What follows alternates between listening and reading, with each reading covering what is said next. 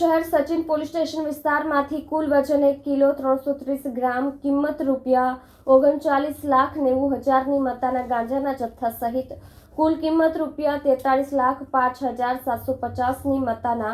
માતબર મુદ્દામાલ સાથે 2 આરોપીઓને પકડી પાડી પ્રતિબંધિત હાઇબ્રિડ ગાંજાના રેકેટનો પર્દાફાશ કરતી સુરત શહેર ક્રાઇમ બ્રાન્ચ પોલીસ કમિશનર શ્રીઓએ સુરત શહેર વિસ્તારમાં યુવાધન નશાઓ રવાડે ના ચડે ત્યાં શહેરમાં નશાયુક્ત માદક પદાર્થનું વેચાણ નેસ્તાબૂદ કરવા સારું no drugs in Surat city અભિયાન અંતર્ગત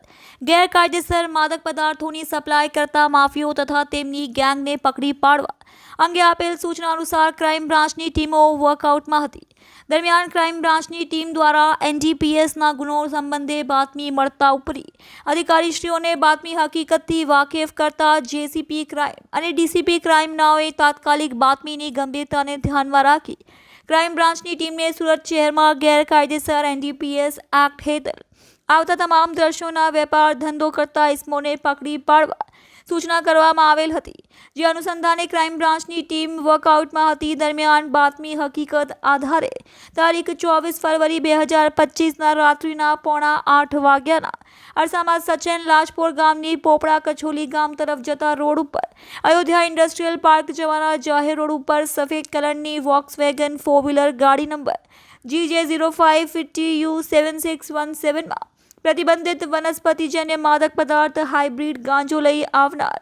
સુલેમાન ઇસ્માઇલ ભામજી અને શુભમ મહેશભાઈ સુમરાનાઓએ પકડી પાડી તેઓ પાસેથી ગેરકાયદેસર પ્રતિબંધિત વનસ્પતિજન્ય માદક પદાર્થ હાઇબ્રિડ ગાંજો કુલ વજન 1 કિલો 330 ગ્રામ જેની કિંમત ₹39,90,000 તથા અન્ય મુદ્દામાલ મળી કુલ કિંમત ₹43,05,750ની મત્તોના મુદ્દામાલ કબજે કરેલ છે.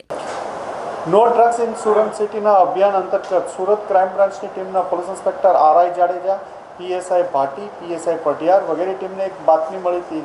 કે સુરત સચિન લાજપોર જેલ પારના પોપડા કાછોલી ગામ જવાનો જે રસ્તો છે અયોધ્યા ઇન્ડસ્ટ્રીયલ પાર્ક તરફ, ત્યાં 2 ઇસમો એક 4-વ્હીલ ગાડી લઈ અને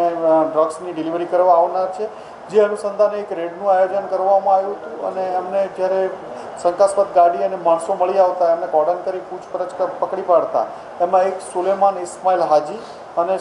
શુભમ મહેશ સુમરા આ બંનેની ધરપકડ કરવામાં આવી છે. આમની પાસેથી ખૂબ સારી ક્વોલિટીનો હાઇબ્રિડ ગાંજો અંદાજે 1300 ગ્રામ 1 કિલો 300 ગ્રામ જેટલો હાઇબ્રિડ ગાંજો કબજે લેવામાં આવ્યો છે. આમની પૂછપરછ દરમિયાન એમણે ક્યાંથી લાવ્યા હતા, ક્યાં છે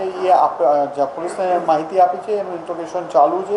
અને અંદાજિત 43 લાખ જેટલો મુદ્દામાલ આમની પાસેથી કબજે લેવામાં આવ્યો છે.